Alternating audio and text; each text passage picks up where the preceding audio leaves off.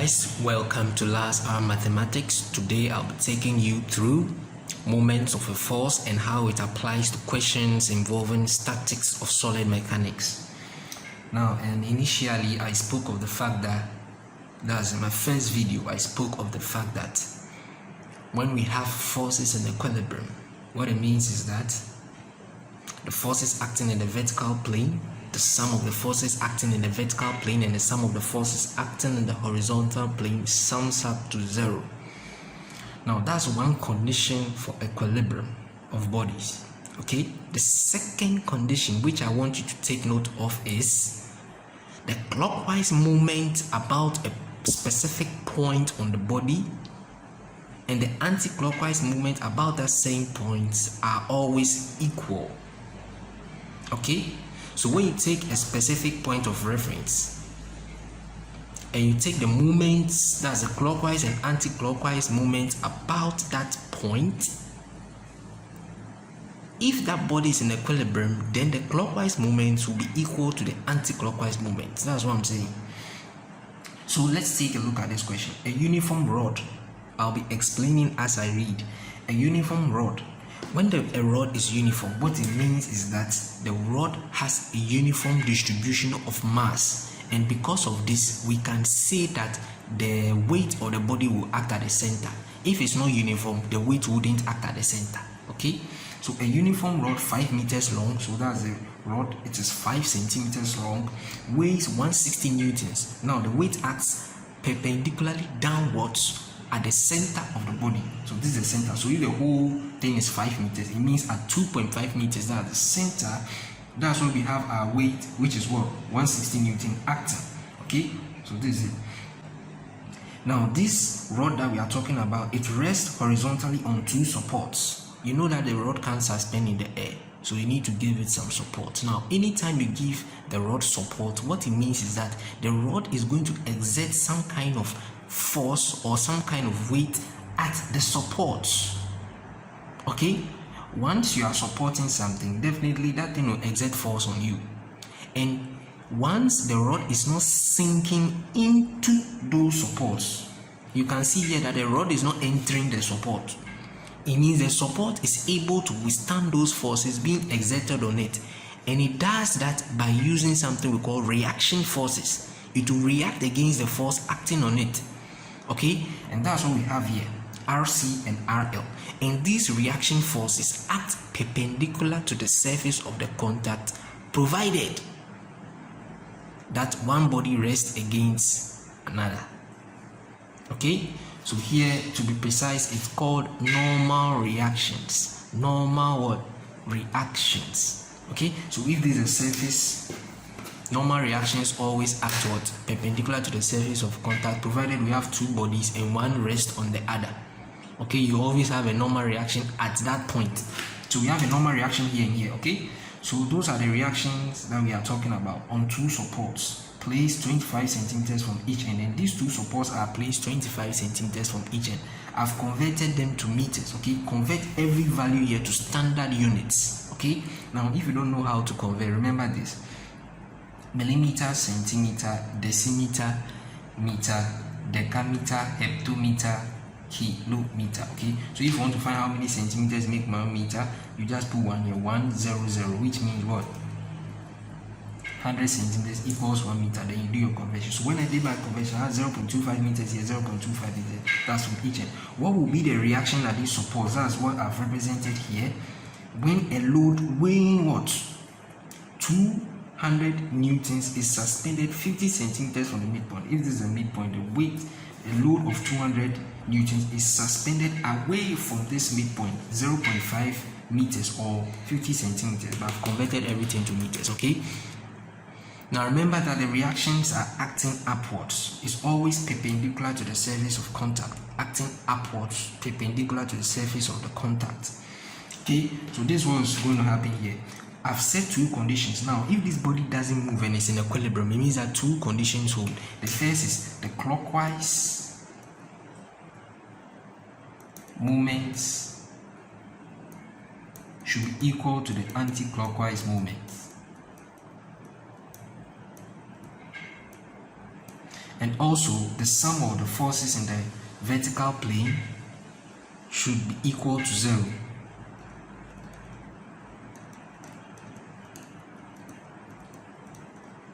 And the same applies to the horizontal plane. So sum of forces in the horizontal plane should also be equal to 0. Now let me show you how to identify if we have a clockwise moment or an anti-clockwise moment. When you take a look at this question, we have so many unknowns. We have two unknowns here, RC and RL. So let's take our first thing, clockwise moments, or let's take forces acting in the vertical plane. Okay, so the sum of the forces acting in the vertical plane should be equal to 0. Now when you are going up, you are positive. When you are coming down, you are negative. So RC is going up, so I have positive RC plus, this is also positive RL. This is going down, minus 160 minus 200 equals 0. So I have RC plus RL equals, this crosses here to give me 360. Now let's go to our, so we are done with the forces acting in the vertical plane. There's no force acting in the horizontal plane. So now let's go to our second condition, which is clockwise moment should be equal to anti-clockwise moment. Now moment is given by force times perpendicular distance. Remember, the force should be perpendicular to the distance. When it's not perpendicular, you can never apply moments. Okay, so this is what moment, how you apply moments. Now you need to take a point of reference on your question. Always take a point of reference which has an unknown value. So I cannot come and take 160 Newton as my point of reference, because you see, what you want to attain here is that when you take a point of reference, that point goes to 0, or that variable doesn't come in your equation, so it makes you get fewer variables, which makes the equation more solvable. Okay, so if I wanted to find RC and RL, okay, and I wanted to take moments, I'll take moments about RC or RL, but not with the in reference to a value which is known. So let's take moments about the point RL here. So clockwise moment equals anti-clockwise moment. Now if you want to determine if it's clockwise or anti-clockwise, this is what you do. Stand at the tip of the force, stand at where? The tip of the force, and move in a clockwise manner towards your reference. This is our reference. So if I move in a clockwise manner, or let me say move in a circular manner, so I can either move like this towards my reference or away from my reference. But if you want to find moments, always move towards your reference in a circular manner. So the only option I have is to move this way. That's the only option. I can't move this way because I must go towards my reference, so I'll go this way. And in moving this way, this will be a clockwise moment. Okay, now if I come and stand at a tip here, I can move this way or this way, but I don't have to move away from the force, away from my reference. So I must move towards my reference, so I'll go this way, anti-clockwise. From here, I'll go anti-clockwise. So this is clockwise, so this is anti. Now when I come and stand here, I have an option to go here in a circular manner or to go here in a circular manner. Because this is my reference, I must move towards my reference, so I'll go where? This way, so I'll go anti-clockwise. Now I'll also take moments about the point RC to see if we get the same answer. So let's finish with this first. Okay, so this is a clockwise moment, this is an anti-clockwise moment, this is also an anti-clockwise moment. So clockwise moment, and I said moment is force times perpendicular distance. So I have RC times the distance from this force, perpendicular distance from this force to my reference point here. Remember, these units here, these dimensions we've written here are very important. Okay, try and write all the dimensions which could escape you, because when you go and take the moment about this point B, your answer will be wrong because there's a 0.25 here. So my force is RC times the distance, perpendicular distance from this force to the point RL, because that's my reference. So I have 1.75 plus 2.25 plus 0.5. So that will give me 1.75 plus 0.5 plus 2.25. That gives me 4.5. So that's my clockwise moment. Now this and this are anti. So clockwise moment equals anti-clockwise moment, or sum of clockwise moment equals. So if there was another clockwise moment, I would have added it to this parameter. Okay, but there's only one. So I come here. This what anti-clockwise. This is what anti-clockwise. Because you move in a circular manner towards. So you can't move this way. When you move this way, you are moving away. you move this way and it gives you what? Anti. So this anti, so I have what? 200 times the distance from here to there. That would be what? 0.5 times, 0.5 plus what? 2.25. That gives me 2.75. Then plus 160 times the distance from here to there. That's what? 2.25. Are we good to go? Yes, we are good to go. Okay, so let's go. So I have 200 times what? 2.25, 2.75, sorry. That's 550 plus 160 times what? 2.25, 360.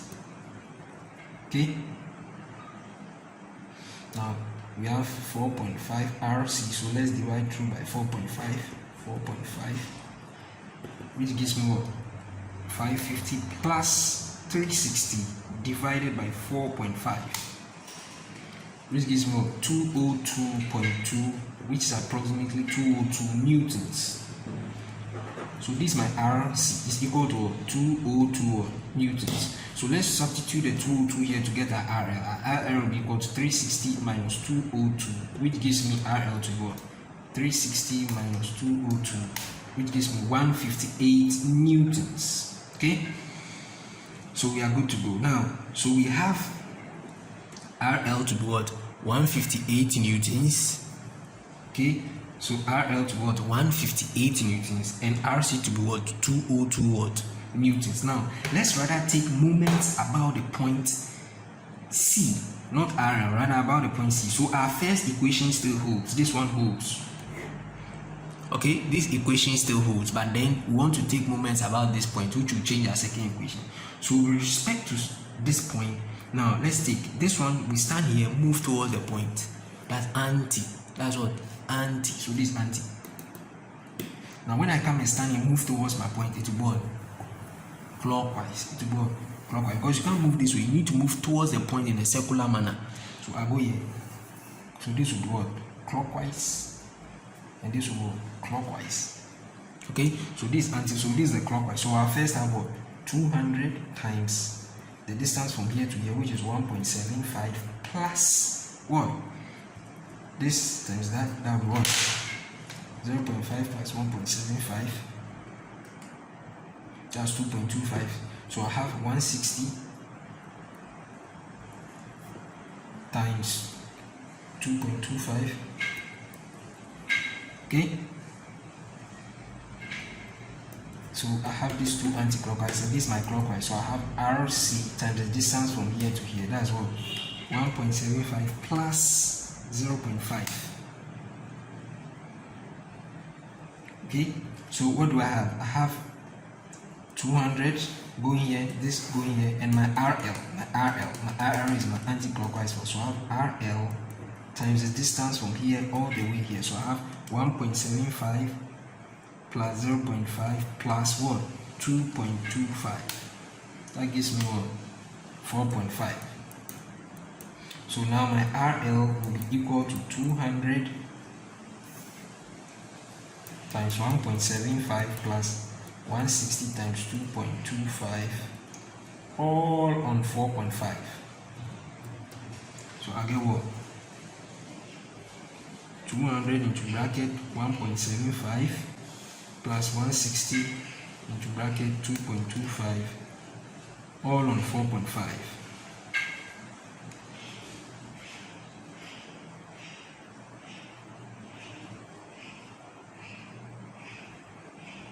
Let's do this again.